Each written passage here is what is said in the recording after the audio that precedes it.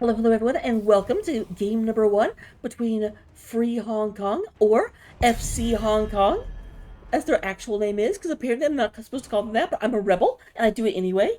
They're playing against Business of Ferrets x CCS9. What is this? A crossover episode? Or I think there's a colon in there too, they told me, but like punctuation is not something I'm good at. Like, I don't have a lot of experience with periods, so you have to forgive me. Humor! I personally think I'm hilarious. If you don't agree, well then, I don't know, get a better funny bone. I hear they sell them for free. But we do go in and have All Track Pass as our first map. Hogger very, very strong here. Able to take the null camp like no one's business. We do have the first band coming out on Chromie. 1 second, my headset is like super loud.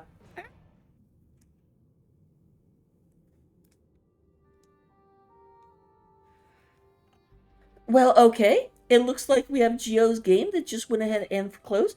I will be back when the game actually starts. I apologize for the false start. It's not my fault. I'll be back in just a moment, I promise. You know what? I don't promise because I can't make. I have no idea when Geo is coming back. I can't actually promise, but I hope we'll go with that. I hope I'll be right back.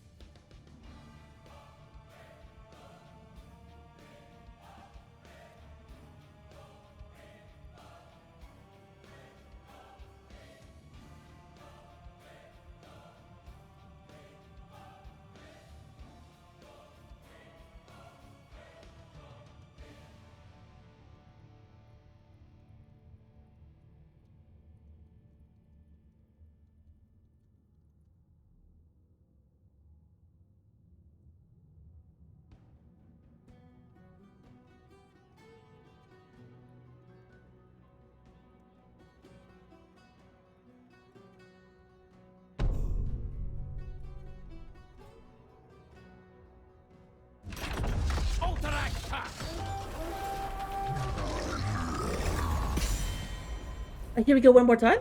Sorry about that. As mentioned, this is game number 1 between FC Hong Kong and Business of Ferrets, X CCS9, colon. What is this, a crossover episode? I'm telling you, this team is giving Yavapai a run for their money. But we do go ahead and have a first pick going over the side of Business of Ferrets, or BOF.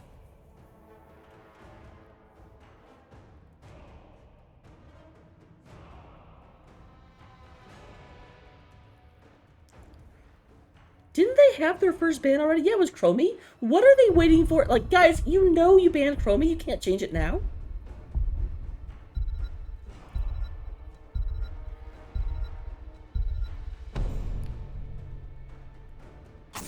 Okay, good. I was gonna be like, if they didn't ban Chromie, I didn't know what was going to happen. Because I'm pretty sure you have to ban Chromie.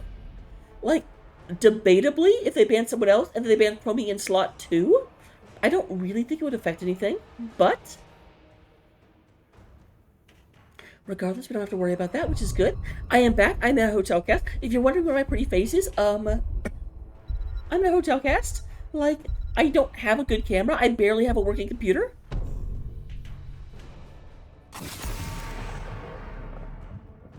Apparently Hogger hunts them down, if you didn't know. So I am glad to see the Hogger ban. Hogger is super good on this map, able to clear the null camp extremely quickly. One of the fastest ones at doing it. And outside of D.Va, one of the only offlaners that can go and clear it by themselves without needing a healer as well. D.Va can also do that because she does heal off of the camp very effectively. I don't think Sonya, I think Sonya can do it, but it's a lot more dicey for her because D.Va heals the entire time. Sonya only heals whenever she has Whirlwind up. There's the Brightwing, the fairy dragon. Fairy, it's a dragon. I do apologize if you can't hear me very well. Let me know if the game sound is too loud. Like I said, my setup is not optimal. I am casting on Saturday, which will be a Storm Div cast, and it will not be a hotel cast, which is always good, always very hopeful. We don't have Sylvanas being banned out. The Queen of the Forsaken is staying back in the Undercity, not going to be gracing us here in this game.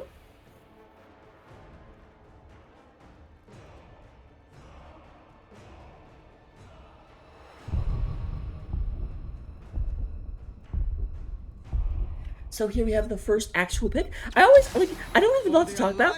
Ooh, interesting. We do go and take Anduin first and foremost. Now, Anduin, to me, suggests... Like, outside of Light Bomb, Anduin is not very good at supporting an attack. Much better as the Fun Police. So taking Anduin first tells me they're not going to be super aggressive unless they get a Light Bomb combo. We do have Johanna taking the Falling Sword away from them, though obviously there are a lot of other options. Sonya Leaps can be a Light Bomb delivery system. Genji Sprints can do it. Though Johanna can definitely be one of the best, because she basically teleports above them.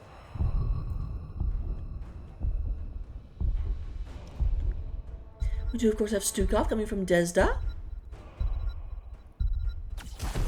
For the frozen. I stand ready. Fun fact, Desda. Oh, I can't. I think this joke works. I can't actually remember which skin it is though, so I might be wrong. But Desda is an anagram for Sea Dad, which is why they do have the Kraken Stukov skin going on. I really hope they actually do. I don't remember. I'm a burp. I'm just going out with the Anubarak. And then we do go and have Vala being brought out. Sonya. I hope that wasn't in response to me saying the Sonya delivery system. Because, I mean, Anubarak can do it too. But Sonya is being taken away from Business of Ferrets. What is the last thing they're afraid of? The offlaner has not been picked by either side. And there are 2 DPS picks yet to come out of the side of FC Hong Kong.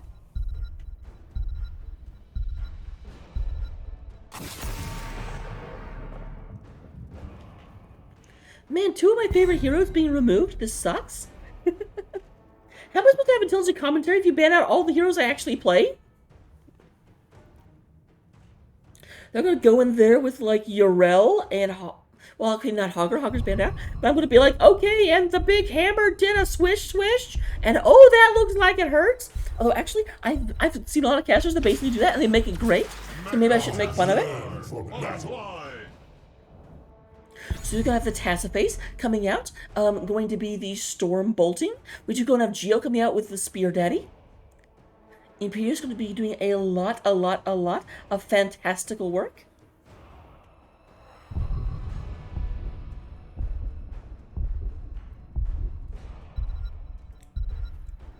So who goes against Imperius in presumably the top lane, possibly the bottom? That's an interesting call. Blaze is not going to be Imperius 101. The best Blaze can do is stay near the wave, so that if Imperius can't clear the wave, then Imperius' attacks aren't as good against Blaze. But he's such a big, beefy target for Imperius that if he ever strays a little bit, Imperius can just get so much damage with that level 1, assuming Geo takes it.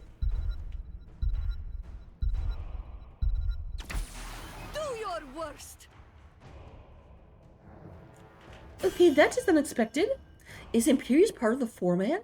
Or Yrel in one lane, Imperius the other, and then Stukov, Testar, and Johanna? That's an interesting pickup. Let me go and get predictions up. I will see you in just a second. Put your money where your mouth is, and I will see you in game.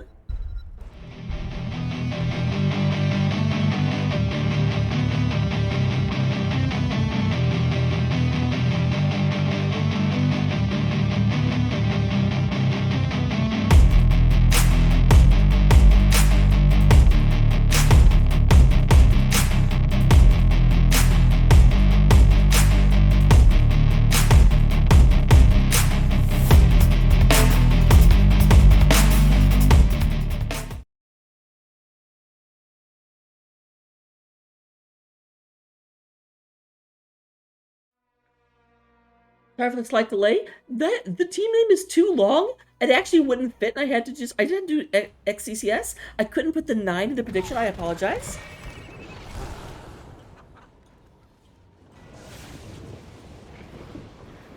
Alright, so coming into game number 1, representing FC Hong Kong, we do go on to have Tikdor playing the Yrel. We do get Tassadar being played by Caltrix. Splendid Daddy will be playing the Johanna. Geo coming out here on the Angel of Vengeance. Is that Imperius? I actually don't know my lore well enough. And then Desda, yes, is on the C-Dad. Oh, I love that. I love that. I love that. My joke worked. Meanwhile, on the side of Business of Ferrets, CCS9, we do have Tie-Dye Tights. Just going to be playing that Anduin. We have Vince Noir on the Kale Thoughts. We do go and get Memerzed. I'm sorry, my brain refuses to read that. It's going to be on the Blaze. Ulysses will be on the Vala, and I'm a burp here on the Beetle. The Beetle King, actually. A lot of damage onto the Geo, but there's a silence coming down. You're not going anywhere, Minzed. Okay, never mind. Fun Police came along and said, actually, he's coming over here. Shut up, Raka. You don't know what you're talking about. And you know what? Fair enough. I did not know what I was talking about.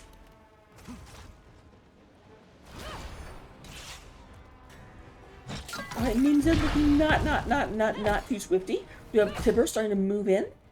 Tixor? I don't know why I said Tibber. I just looked at that and was like, okay, I'm just going to decide that is Tibber now.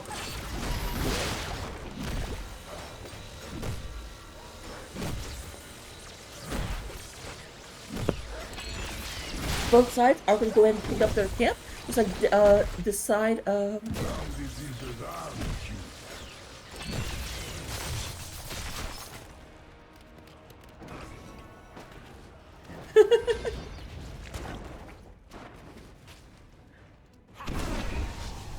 Truce, what is it good for?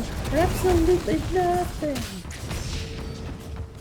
Yeah, that's the problem. This ability of Imperius, it's his E. It is the Molten Armor. It hits randomly in a circle around him. So if there's a bunch of minions, it's not going to do hardly any damage.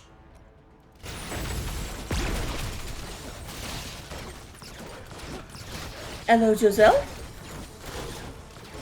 Let's look at our level 1 talents. We do go ahead and get yes, and Bird the Impure was taken by Geo. We do have 19 stacks on Creative the Hunter, 5 stacks on Mana Addict.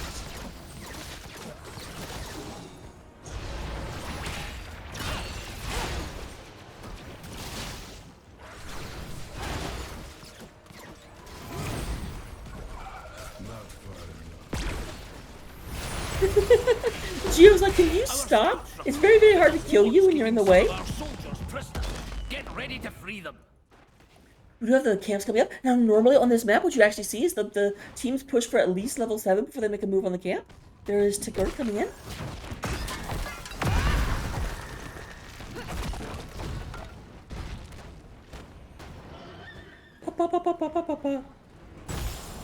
I'm a bit surprised they don't reverse this and have the Imperials come north, because the spear would be so much more effective on a big old target like Blaze. Like, Blaze is wearing some honkin' power armor, and if any of you play Warhammer 40k, you know that power armor definitely, I mean, it makes you like twice your size.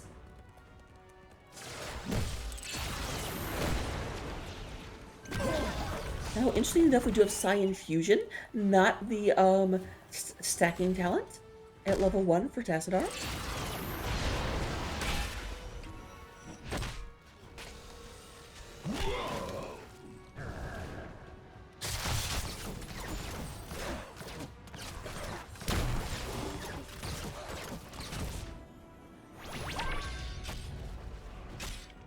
Alright, there's Geo in the middle of the lane. I don't know if Geo's laggy or I am. Like, a lot of these spears definitely feel like they don't have a prayer of hitting. They're not halfway there. They're not living on a prayer. We do have level 7. We do see Tickler moving over towards this. I do like, never mind. Not going to work. Like, pull these guys a little bit further away in the hopes of not letting the enemy see them. If you don't know. Oh no, never mind. You do actually get vision of your guys as well. So I guess that's a big old never mind. Nice delay. There's another spear. A lot of damage onto Ulysses. We might have I'm a Burb a little bit isolated. We do have Picker coming down, trying to go ahead and stop this.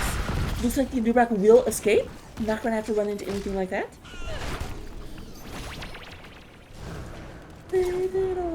Why is that song stuck in my head?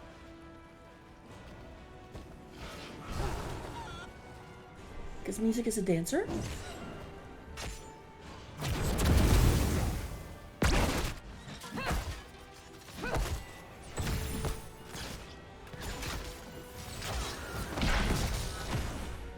Alright. So they are here. We do have Ticker coming down to delay them. However, this is being picked up. Slowly. FC Hong Kong is getting priority on this. Because this is picked up before their opponents even go for it.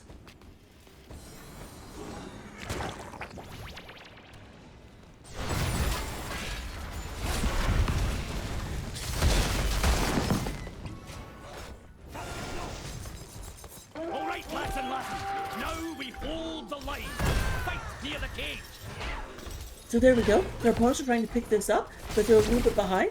Blaze having to stay down and actually deal with these guys, not let them come through, and that's leaving no one to try and deal with, like, only a Nubrak, and Nubrak's having a hard time with it.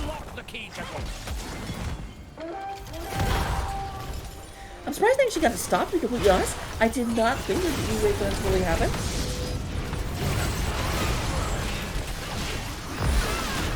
Bunch of damage coming out of Geo. But Johanna going to be the first one to go down. Would you go and have the first gambit stack coming out of Vala? And Johanna does go back to the Hall of Storms. They are going to go ahead and retreat out of here. They're down to 8 seconds.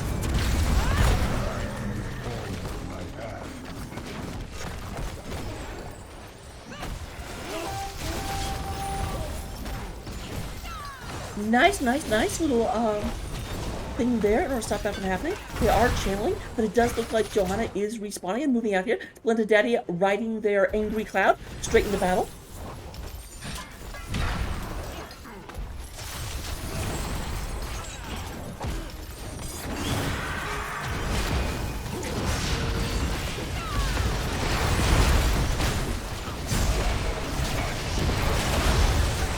A lot of damage coming through. Did you go and have Urel? Urel very low. does go ahead and pop to level 10, and they do go ahead and get the Wolf Rider. Wolf Rider will come out in just a second. Geo went taking a ton of damage, not able to get out there. We did have a silence coming down, but not able to save them. Here's a nice little train of stunts. The little pointed out he will survive, and here come the Wolf Riders. As always, even though I'm an Alliance baby, I have to just look at these guys. They look so good. I want to ride a Wolfie around.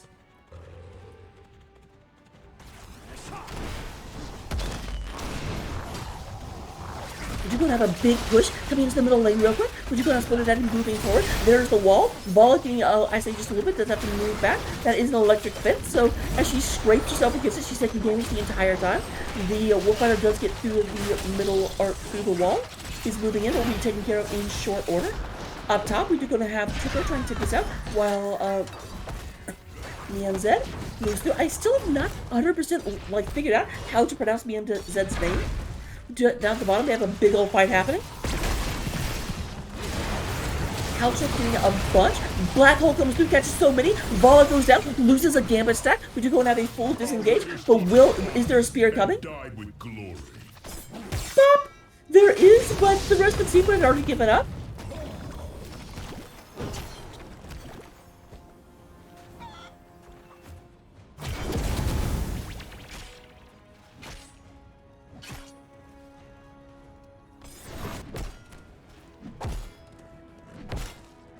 Oh, this is awkward, so, well, no. You know how he said it was totally cool if you dated his sister?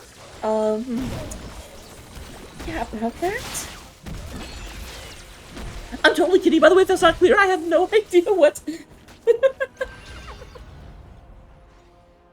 I don't need to be starting, actual rumors.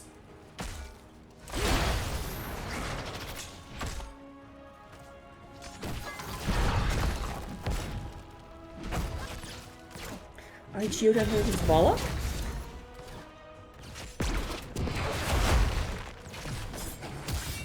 Alright, see, that's going to get a ton. Indeed, Vola went ahead and just melted from that. Is having a hearth back. Because that's the thing. He caught Vola when Vola was away from the wave. There was a little bit, on this side of him. But a lot of those shots went straight into Vola because there weren't that many targets to choose from.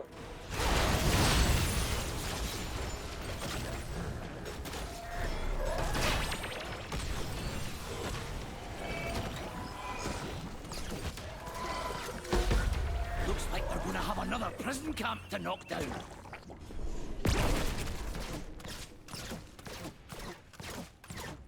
So we do want to have Ticker moving down. Going to try and get this taken care of. The prison camp will be coming up in about 15 seconds.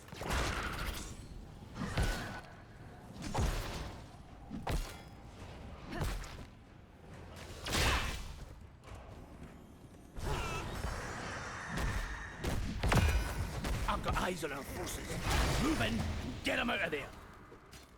We do go ahead and have current defensive positions for both teams for all 5 of the members of CCS9 X Business of Ferrets. Down here, there's the charger from MianZ. Geo goes ahead and gets out of there. Does go ahead and get web wrapped. Does not have the spear, already used that up. The poor Geo just doesn't get to move. Nice MianZ coming in and just blocking off that route of escape.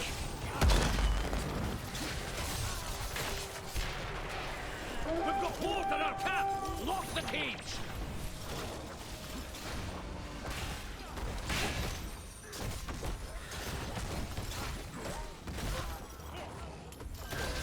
Alright, that is picked up. We do go ahead and have Blaze moving back here. That means the defenses here are very, very weak. Still 4 of them, but we do go ahead and have... Oh, I don't know, though, because, Geo is back now. Has to ride over and only has 12 seconds. But Blaze is not here. We took back our camp. Well done. Right there's Destin moving forward. We do go and have the leap in from Yarel. Vince Noir down at the bottom, a little bit exposed, but no one's nearby. There's Ulysses, Vola looking for that Ulysses. Blaze is on his way back down, but they're a little bit split.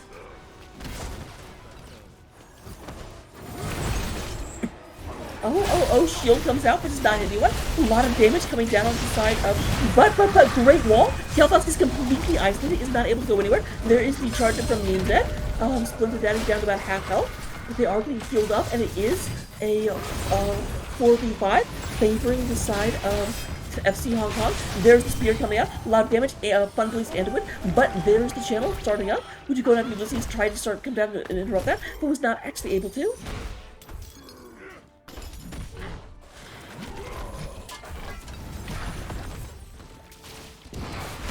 Alright, looks like Geo will go in and get back. We do have the thing going down to the mercenary camp. I forgot what it was called. Don't bully.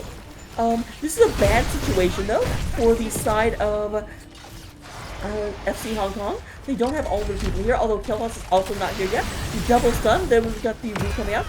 Ticker sitting there. Would you go on Geo moving forward? Has the spear ready. Here comes Desta in from the lower end, and we have another fight of Ruin.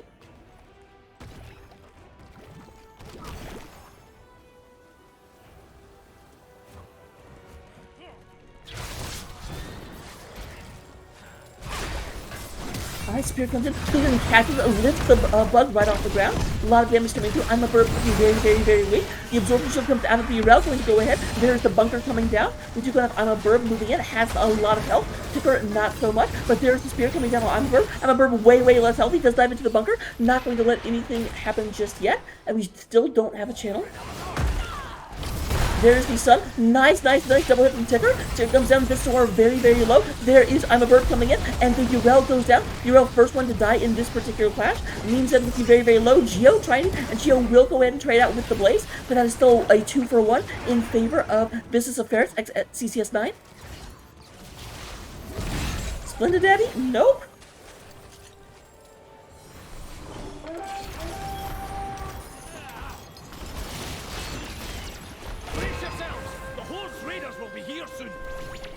So once again, and we do have a massive wave up here in the top lane that's just been building and building. Yeah, we do see Tassadar on his way up to clear that out. Defeat the Frostwolf clan.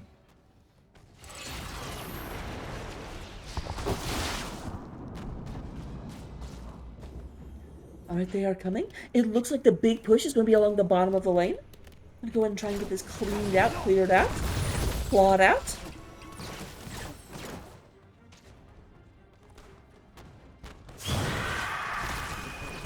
There is the vision being sent out. Splendid Daddy is going to walk there. A nice blind comes out. Catches a lot of people. Unstoppable does come out in order to make sure that they cannot be stunned in place by that Kael'thas with the gravity lance. We do go ahead and have I'm a bird. I'm a bird is sharking, looking for things. But that's the thing, with 4 people down here defending, no one's defending the middle. That may grow to be a problem. But we do go ahead and have this one just about gone. About half health on the side of this is Ferrets at CCS9.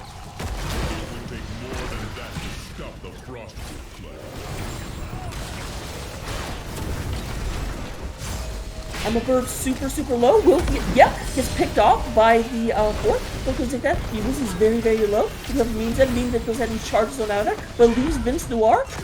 Vince Noir does get stunned. There is means that's got nowhere to go. And by nowhere to go, I mean just walks north. Apparently that's a direction now. I did not know this. And there is Vol leaving the game, so I will have to get off of the screen so that people can't look at the minimap.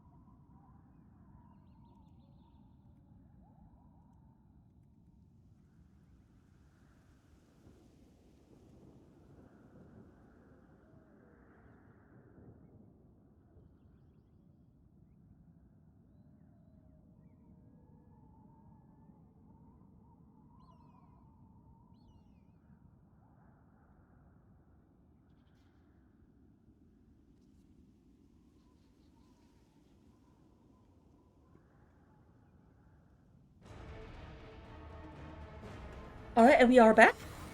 Oh man, that was an awkward place. We did at least have most of the escape already done, so I don't think it really affected anything. Bala did not die there, so having the bot take over did not cause terrible damage. We do have all three keeps still up, but all three forts have gone down at this point. That does mean that you're going to have the big beefy... Seriously?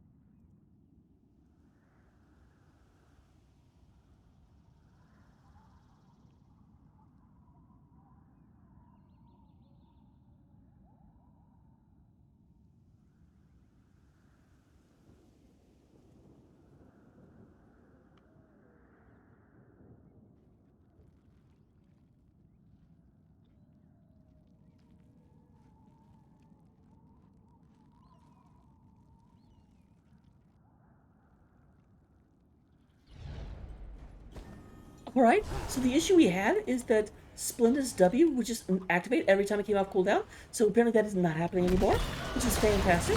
Exactly what we want.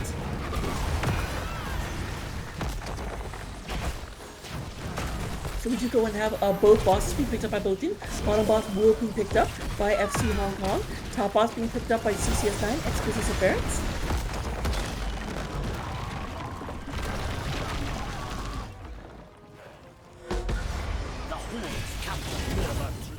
You know what to do. Alright, so looks like Tico are going to move in, try and protect us. Nope, they are all moving out. Both teams look like they're largely ignoring the boss. But it does look like we have a actual aggressive stance coming from CCS9. I can call them either name. Time for some action! Let's free our soldiers and take the fight to the horde! So you go and have the fort or keep going down. The boss is still very healthy. And it does look like we're going to start getting challenge coming out. Now here's the thing. They can peel off at this point. Like, that bot, a single lane bot basically will never take a keep by itself. You need at least 2 of the keeps to go down before the boss is able to do it.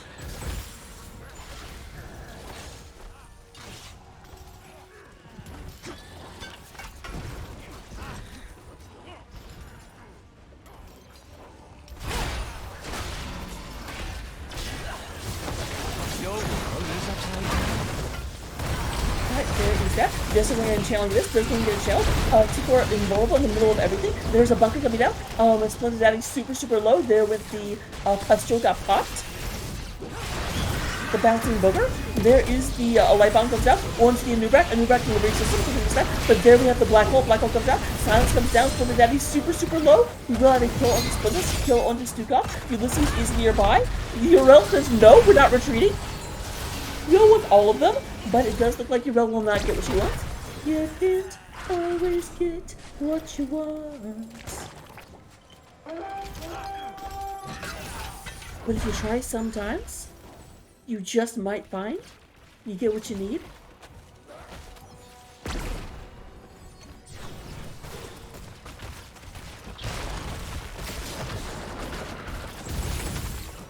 So we are looking to go ahead and get all of these cleared out. There goes the middle keep. The bottom keep has also gone down. There's no armor left in the core. And a lot of damage. We've got all 3 lanes pushing in. The top lane and the middle lane are already at core. Man, I don't think the Wolf is what we can get here, to be completely honest.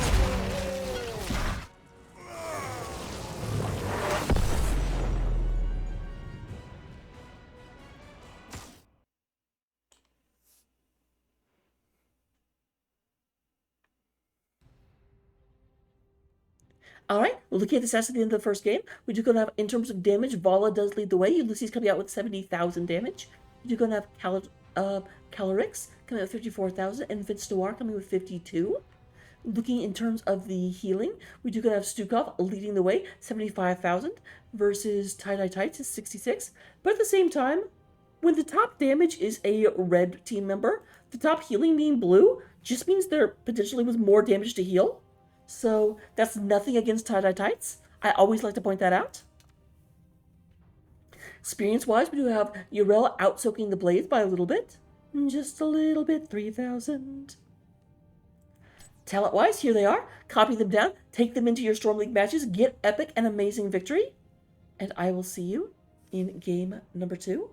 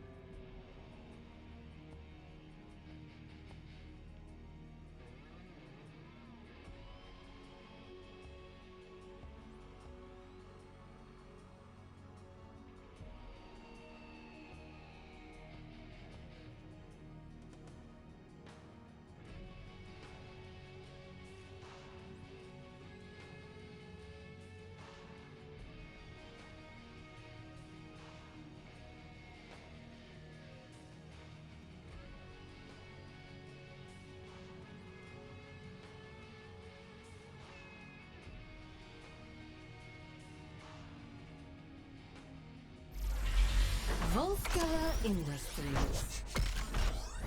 No, the map name is Volskaya Foundry. Announcer, come on.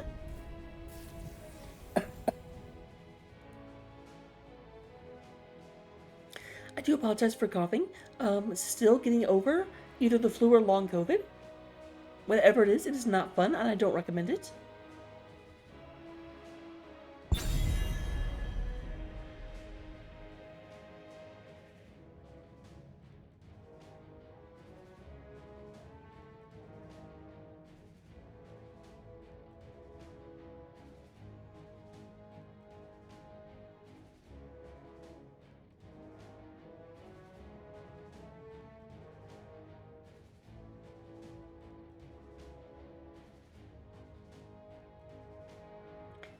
It always takes so long on the bands. Like, I don't know what to talk about. I can talk about Volskaya. Volskaya is the furthest you can get from Altrak. One starts with an A, one starts with a V. There are no maps that come after an alphabetical order, because yes, this is the kind of thing my brain goes to. We do have Chromie continuing to be the first band out, coming from the side of Business Affairs CCS9. What is this, a crossover episode?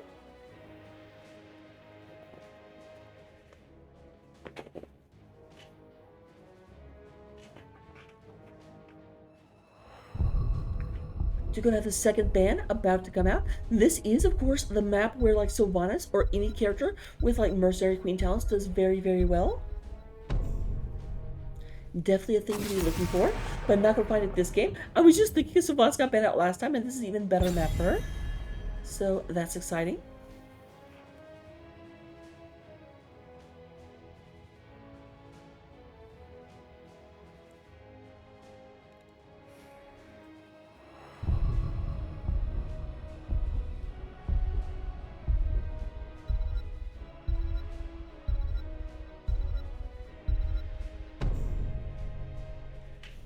Third band, they are going to go ahead, well, yep, they are going to go ahead and take that Stukov away from Desda.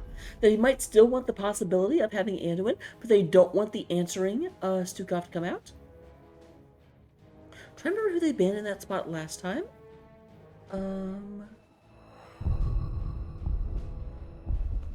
I want to say it was a tank, but I do not remember who they banned there. I bet I'll find out whenever it gets picked. Okay, there's the Hogger band. That is what we had last time. We had Hogger, Sonia, and Leo band out. I just don't remember that spot. Because it definitely was the Stukov, because Stukov was played by Desda last time.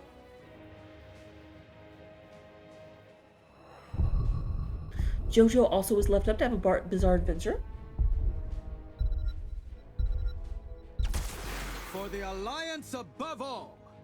We still have the Anduin. Granted, I'm not expecting that much of a different draft coming from Business Affairs like CCS9, because obviously, I mean, they won, so you don't necessarily need to change your strategy too much.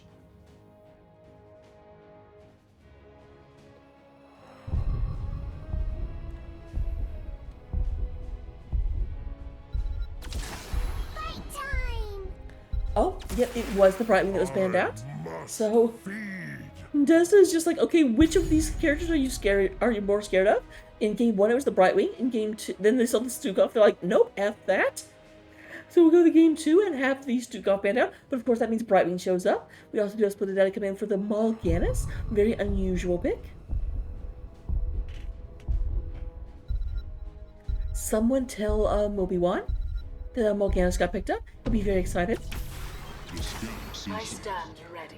Now we do go ahead and have Meme Zed picking up the Leoric before it goes to a ban phase, because Leoric did get banned out last time. And then Volo once again be picked up by Ulysses.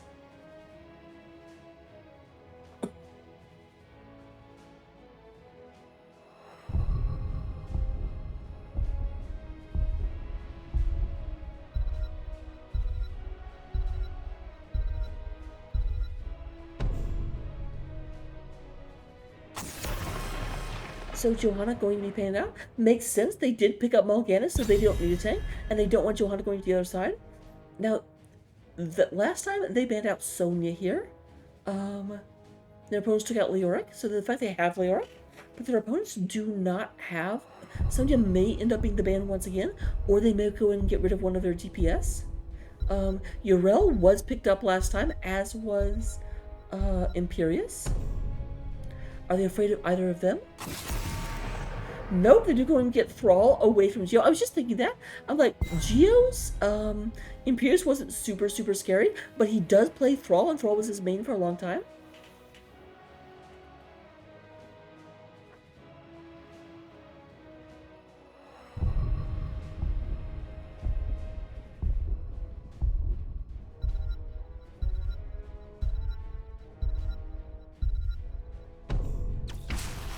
We will forge. I am the destroyer.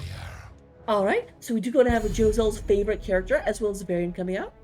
Which is extra funny, because in Varian's trailer, he was getting killed by Deathwing. So I don't know how these two became friends. Although, it's probably one of those, like, weird guy things, where if you go out to a parking lot and you just, like, punch each other in the face for a while, you end up being best friends. I don't understand it. Y'all are weird.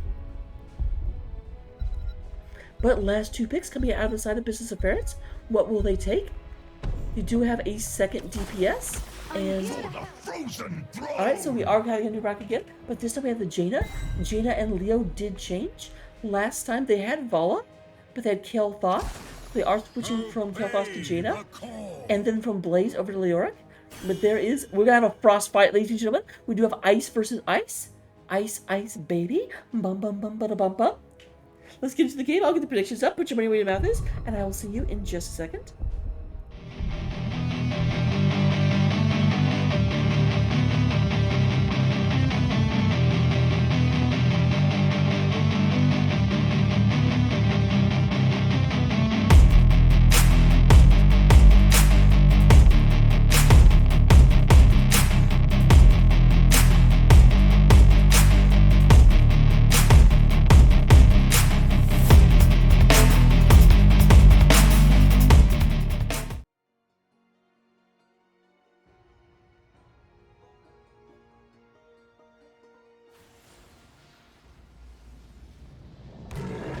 Alright, as we come into game number 2, we do go and have representing the blue team on the left side of the map. We do have Hilarix playing the Kel'Thuzad, Geo playing that their variant. We do have Ticker is playing the Deathwing. Desda hiding in this literal shadow of Deathwing is going to be on the Brightwing. Desda, are you on the baby Deathwing skin? You better be. No, you're not. Come on. And then Splinter Daddy will be on the Mal'Ganis. They are your blue team. They are the Federation of Ferocity. They are FC Hong Kong. Meanwhile, on the orange side of the battlefield, we do going to have Ulysses being played by, or playing the Vala. Tie-Dye Tight will be on the Anduin once again. We have Meme Zed on the Leoric. Vince Noir coming out on the Jaina. And Ulysses playing Vala. Nice bit of damage coming down. They are your orange team. They are the bureaucracy of brutality. They are Business of Ferrets.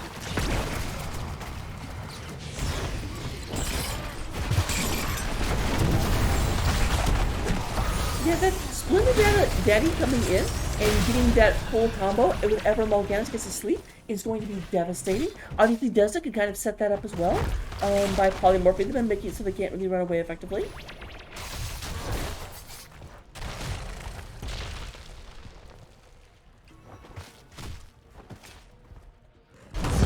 We have, I assume this is going to be a Smash variant. We obviously don't know that yet. We won't learn it for another 2 levels. I say, thinking, there we go. I thought 2 would happen as I was saying that, and it did not. But this is the nice thing. Leoric does, like, okay into variant. But if you dodge that sticky hand, you just get to abuse the poor, Skeleton King for a little bit.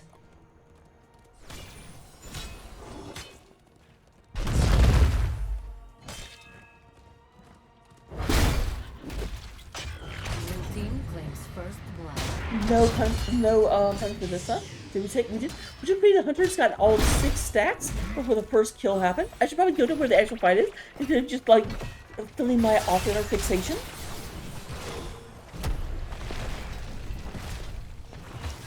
We're gonna have quite a bit of damage coming through. Ticker moving in, they're trying to get this heal camp. Splinter Daddy is nearby. There is the sleep, and then big old boom coming out. This is gonna be such a combo. Like, that's the problem. You get anywhere near the Mal'Ganis, and he just, like, you know, you've got the polymorph in order to not let you run away, and then you've got the sleep from Mal'Ganis, and then you've got just, like, oh, you can't move? So super easy combo can you have kill his eye?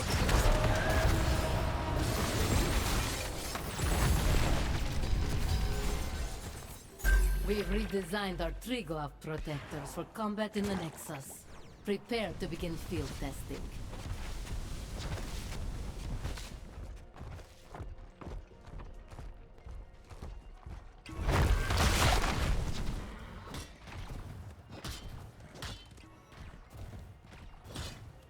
And memes are down here against Geo. Geo did, at level 4, took Colossus Smash. So that is kind of what we expected. Tree glove terminal online. Take control of it to pilot the mech. So we do go and have the Beetle King sitting on top of this, going ahead and getting it charged up. And there we go. Percentage is starting to climb down there just above the mini-map. Makes you 100%. You'll have a shiny new toy to play with. Speaking of toys, though, we do go and have a turret and a heal camp on the side of FC Hong Kong.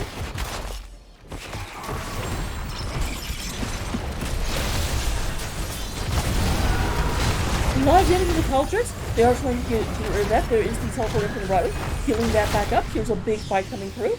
We are up to 19 stacks of Master of the Cold Death. Master of the Cold Dart, excuse me. Does you know how gothy I am? I should definitely know the name of that talent.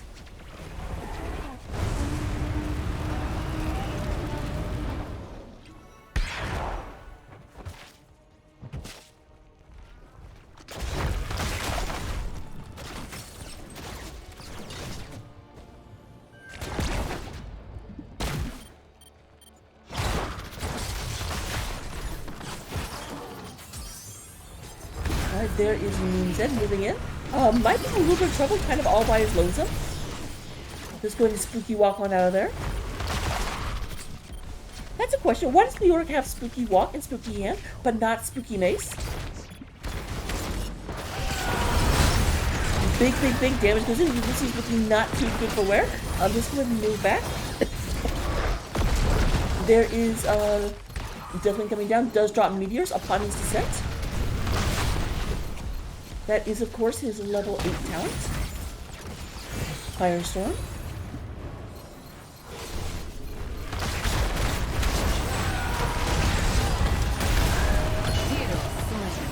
Hero slain.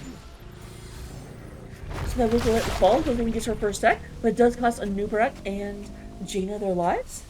Slaughter of the Warcraft heroes. And when I'm looking at you.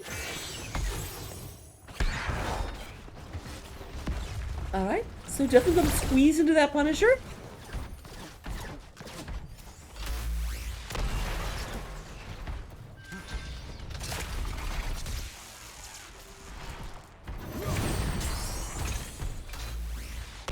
They go crack-a-boom. They're moving in there. They only have one. Okay, there's the gunner seat occupied. They're going to go ahead and try and move into this, do what damage they can. Since you can't take out the Moonwell anymore, then you just have to go and do what you're able to. And you go and take out the well, or take out the wall. Well, wall only one letter apart.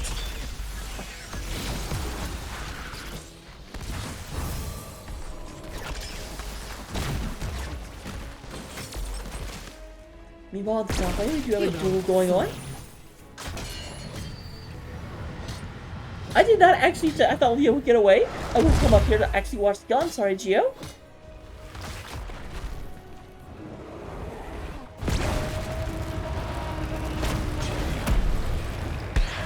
So, Leo will be back in just a second, able to respawn and rise the battle.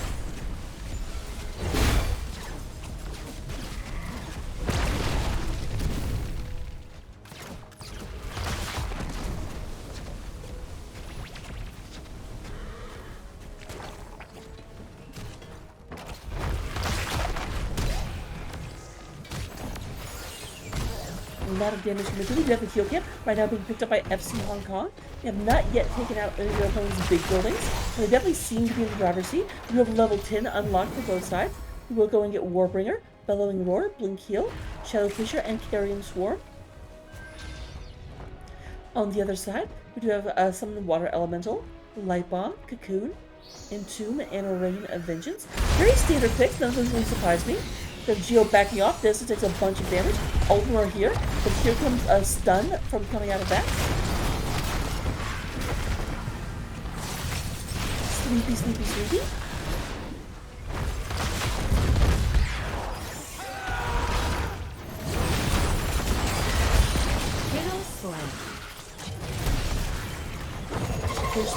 When Daddy might be in a bit of trouble, just go ahead and pop his ult in order to heal. But, you're not going anywhere, my friend. Big thing coming from, Kel'Thuzad, though. Hit a lot of people with that, but does start looking like the next potential target. Just go ahead and ditch the healing thing. And there goes Vol. Vol gets taken out by buildings. She is down to, I believe, 2 deaths now.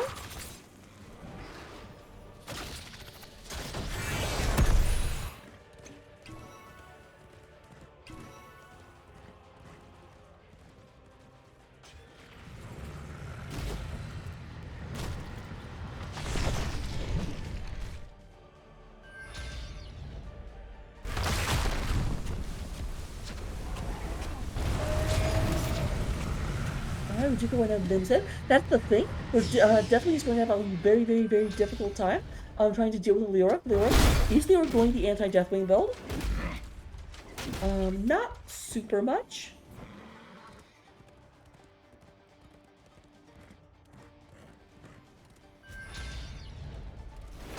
Does get Hopelessness, which will help a bit. Is almost ready. Access its terminal when I bring it online.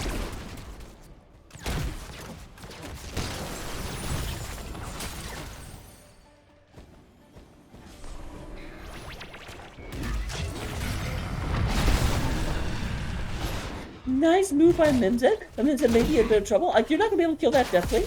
Like, even though Desna can't heal the Deathwing, it's still 2v1. Terminal activated. Take control of it.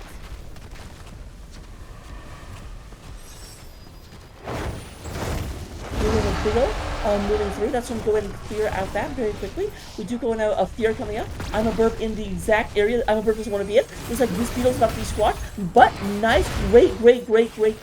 Chastise coming in. There we have, oh my gosh, the Entomb comes in and we have death. There is CCS9 and Business Affairs coming in and just cleaning up and shutting down. Culture still not quite able to finish. Matchup with Cold Dark. I cannot blame FC Hong Kong for that. I thought they had to be engaged as well, but a very great Entomb, locking them in place and then just so much damage.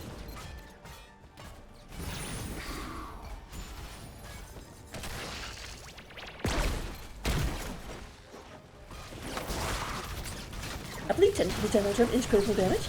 We do go and have a nice move in. I like this prepping the lane. You don't need 5 people to stand on the point. 3 people forward, they can fall back if their enemies start to move in. Red team has destroyed the fort. And that is the first fort of the game going down against the might of Business of Ferret x CCS9. What is this, a crossover episode?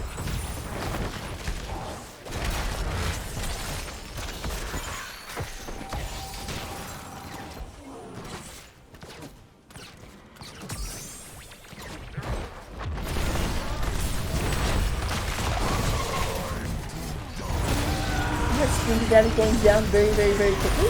We do go ahead and a lot of damage coming out of the Cold Dark. Varian goes down. We do go and have Desna. Nice teleport. Just okay. Actually, it wasn't silencing Entomb, so that doesn't matter.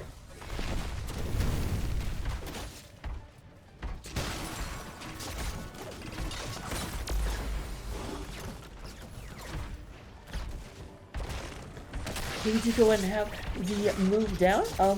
We're the only one in the protection. They don't yet have a gunner.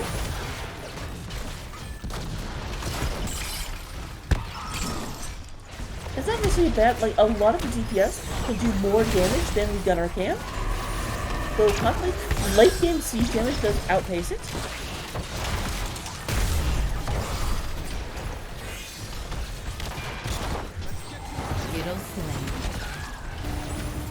Now, I actually think the enemy may have killed them there, because they didn't get out of tower range. They just got pulled in, and the tower just was like, no, I still know who you are. The protector has been destroyed. Our technicians will analyze its combat data.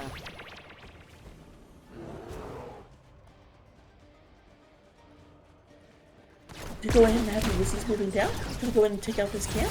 Their opponents decide to go for the heal camp instead. Is heal camp better than 2 turrets? Because that may be what they end up going for. If they don't get this cleaned out very quickly and then rotate down, their opponents might go over, but no, they are moving up here towards the heal camp. I don't think they get here in time. Nope, nope, nope. Look at me knowing what I'm talking about. I'm the best.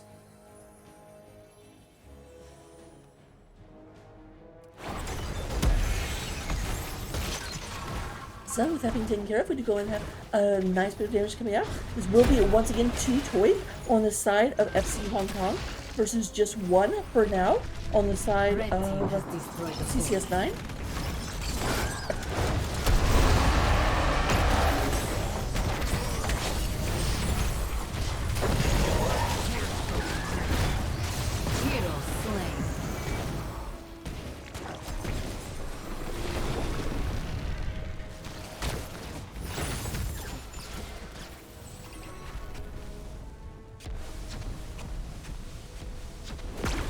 Right now we do have 7 kills to 6. Very, very even game. If you look at anything but structures, we definitely have a advantage on the side of Business Affairs at CCS9.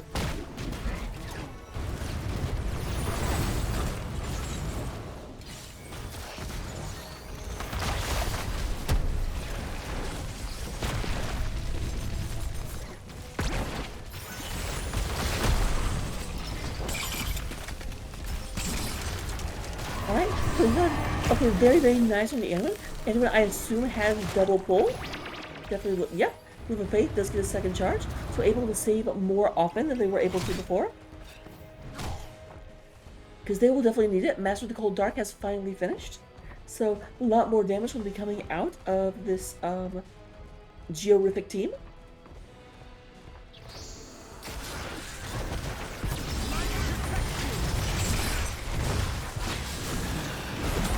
Alright, we do have a Entomb on the Kalkazan, trying to get on top of him very, very quickly. Not going through, we do have a Polywog coming down.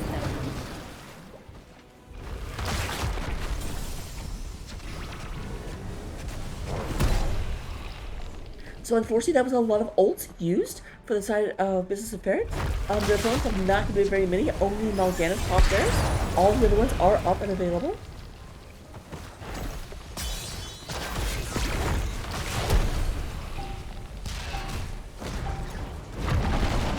It's time, heroes. Control the terminal and bring in the protector. Both teams are knocking on the door of level 20. A little bit closer on the side of Business Affairs. They'll be able to get that much quicker. Here we do go ahead and have a rush shark around. I'm a Burb is looking for an engage. Meme Zen. This is going to cause this to be abandoned. I think that FC Hong Kong is concerned about Twin being imminent for their opponent. They don't want to fight just yet. Also definitely has had to fly away. That's probably a big part of it as well.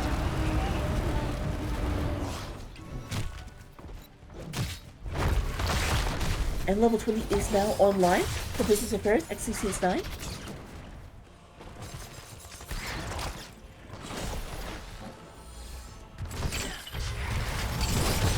There's the silence. We do have the silence from the team at this point. I'm a Bird to get life off, but nothing came of it, unfortunately. We do have Geo. Geo looked at him. Bam, bam, bam, bam, bam. But Geo can take it out. Nothing was not with them. That may have been a unadvised attack. Big Ensemble comes out. Let's go ahead and save the Leo. You know, nothing to go right for that. And we have the bottom 4 point out. He doesn't take a huge amount of damage. Big old chunks of her health coming off. We're going to have to engage right now. There's a few Lucy. Lucy does get stunned in place. And there's Master of the Cold Dark. Bam, damage. We do have Leo.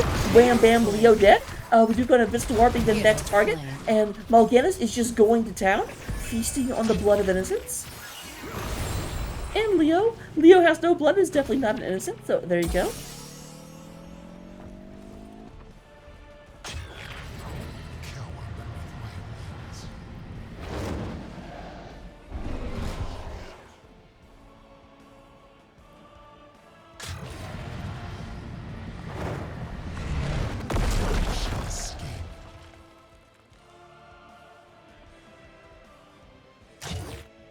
So we're doing a little bit of a push coming here in the top lane. I'm a bird and tie-dye tights trying to go in and get what they can done. We do have more toys being picked up by Business of Ferrets at CCS9.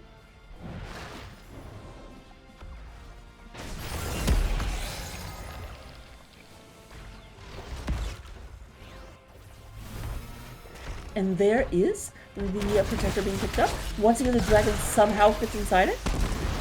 What did I say about late game and the damage being way, way, way bigger? Has taken control of our protector.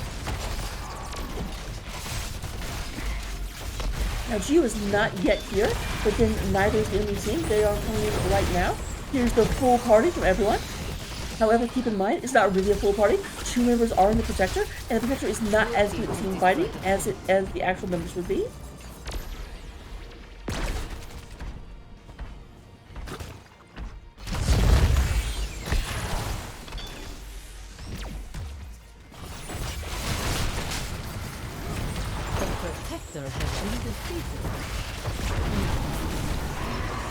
Oh, so much damage coming out of Deathwing. Deathwing about to give his own namesake. Protector trying to go in and get out of here. Not necessarily able to. There's a game checkpoint down. Not going to do a whole lot of good for Deathwing. But there is so many people so close. Nice icebox from the Jaina. Goes ahead and protects her from the cold dark.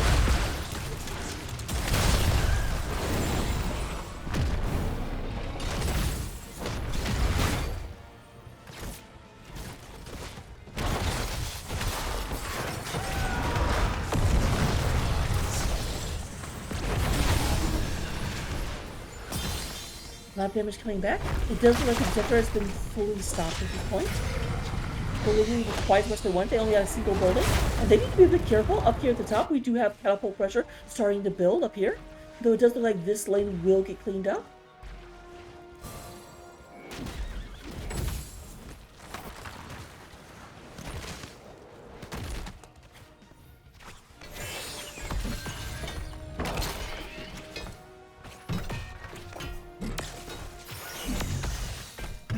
So yeah, help her, Geo. There's I'm a bird, scout this out. Definitely know what's happening, but I don't think the rest of the team is time to do anything about it. However, we do have Cocoon back up from the new Barak. This is what they need in order to be able to engage.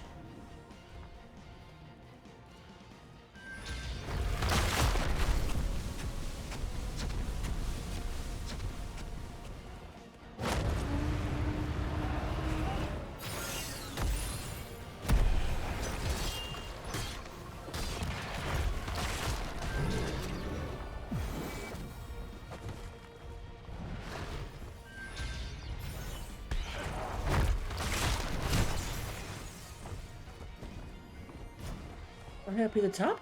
You go and have the camp being cleaned up by Nimzed. Going into the six, tie-dye moving around. We do go and have, looking at our level 20 talents, we do go and get the upgraded water elemental with Winter Butte, Censure coming out of the Anduin, Rewind, Buried Alive, and the Farflight Quiver.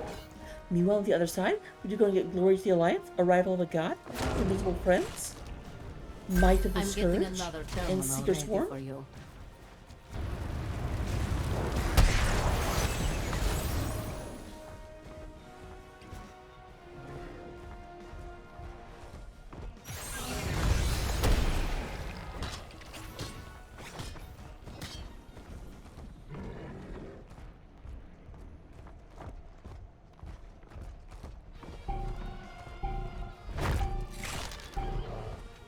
Routed to determine. But this is potentially it. Neither team has an open floor to go against, but a protector this late in the game can absolutely spell points for their opponents. I'm a bird a little bit on an island. Just going to move up, not going to get Desna. A lot of damage coming in. There's the barrier, and just absolutely popped. That Beetle King just got pimpled. I tell you what.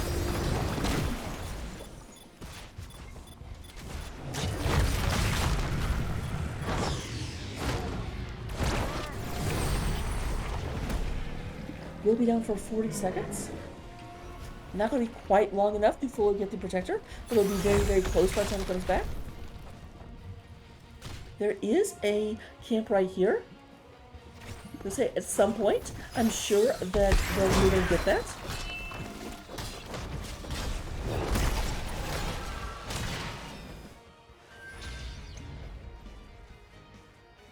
Yeah, this is a wave that's going to be a problem if they don't send someone back to deal with it. Does sound like Deathwing is in the air. And yeah, I do see something on the minimap. Did go back there and actually go ahead and took care of it. We got a he takes a bunch of damage. There is a roar. Wolverine scream.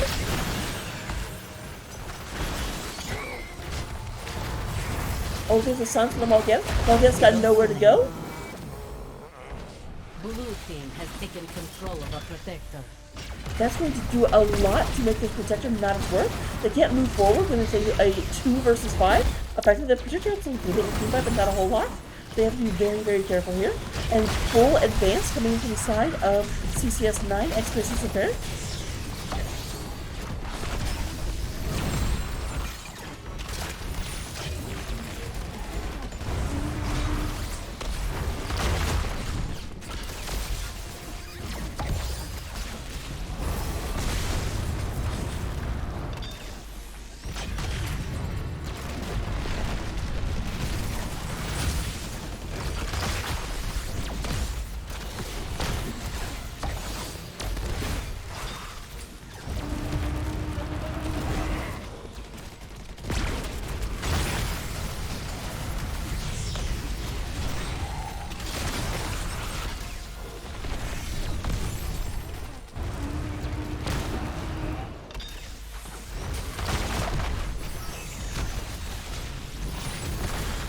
Yeah, unfortunately, the protector got absolutely no value, it looks like.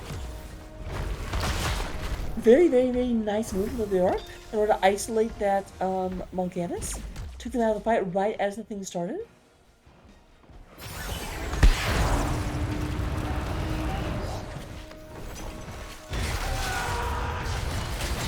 Once again, there we go. That might be a problem. We do have Desna going in, trying to go in and save the Variant.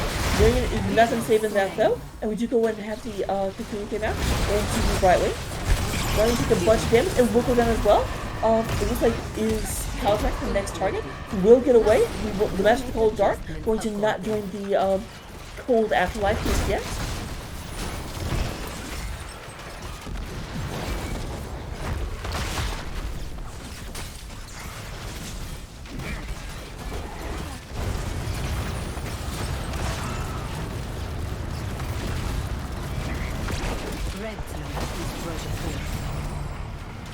Hands are sort of full. You can go and have me move in. Going in for this other keep instead of going for core. Interesting strategy, we'll say that much. We do go and have Bala. Bala finishes up. Gets all 300 stacks. Not Far Silver. Peter the Hunter.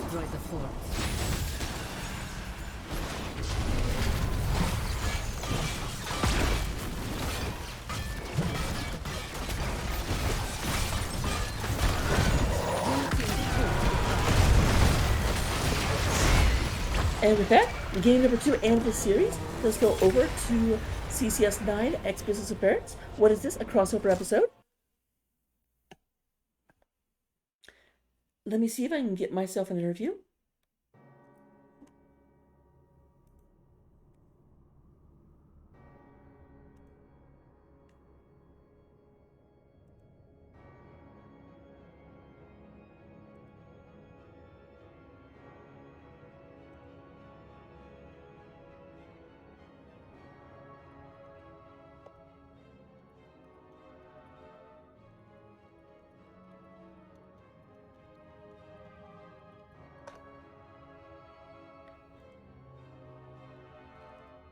Alright, as we sit here to see if we are going to be joined or not, let me go ahead and go over the stats right quick. That seems like the thing to do. So we do go ahead and have, in terms of damage, Vala leading the way. Not surprisingly with finishing everything up. Oh, looks like I am joined. Hello, hello. Howdy, howdy, howdy. So, first of all, very much congratulations. How you feeling right now? Feeling good, always, you know, the adrenaline high just coming down off it, as always. I guess I should actually say I am joined by I'm a Burb. So, just so people know what voice they're hearing. Yes, that is me, your local burb. Local burb in your area. So, first question I have. Very, very close game. Second one a little closer than the first one. When you went into Alterac, it definitely felt like you guys had a comp that just made it. They weren't ever able to secure a lot of kills against you. You just seemed to live forever. Is there something specific in the draft, or was it a playstyle decision? What do you attribute that to? We mentioned immediately after that game that our comms were just as perfect as they've ever been. I think that was probably the biggest thing about that game. Every time that something was happening, immediately communicated, and we made a decision just in a snap moment and followed through with it. And that kept us alive more than anything else. I also do notice in both games, like you guys, or this may not be a question you can answer, but before the game, you guys mentioned that you like first pick, and your opponents mentioned that they really like map pick. Is there a specific reason for that, or is you're just like we don't have any maps that are just our maps, but we like controlling the draft, or what is that mindset? It was a little bit of a mindset of draft control is really good for us with the way that we play our maps. The two maps, of course, that we don't do so well on already banned out, so we don't have to worry about a map pick just taking us out of the running, and the ability to control the draft by getting that first pick, that really important hero, and then seeing most of their heroes and being able to counter with the final two picks, or not the final two picks, sorry, the like seeing their three and being able to say, okay, we're gonna do this to counter that. It just helps us so much to kind of draft around anything that's going to be a problem. Well, makes sense, makes sense. The last question I have, at least for game number one, is whenever they came out with the Imperius and then also the Urel, were you expecting that, or was Double Bruiser something that caught you a little bit off guard? Double Bruiser is something we talked about while we were talking about what we did for our scouting. We talked about ways that we might handle Double Bruiser. We didn't end up actually changing very much about how we were drafting to really reflect on the Double Bruiser picks. We just knew that it was a very likely scenario. All right. Going into game number two, game number two definitely seemed to start off very badly for you. The Sleepy Mal'Ganis combined with a polymorph in order to keep people from getting away, combined with the chains and the combo coming out of Kel'Thuzad, really felt like it was going to spiral out of control. Did you guys do anything specific in order to try and keep it in check? Because it did seem like it became less effective as the game went on. I think we got better at dodging. We got better at dodging the chains as time went on. We kind of ate a bunch of damage really early in the game, and we noted that and said, okay, let's just try to take a little bit less poke and dodge things better. And that's exactly what we did. We followed through on it. All right, and then the other question I have about game number two, I guess it bemused me to no end. I'll just say, because in game number one they banned out Desda's Brightwing, and so Desda brought out Stukov.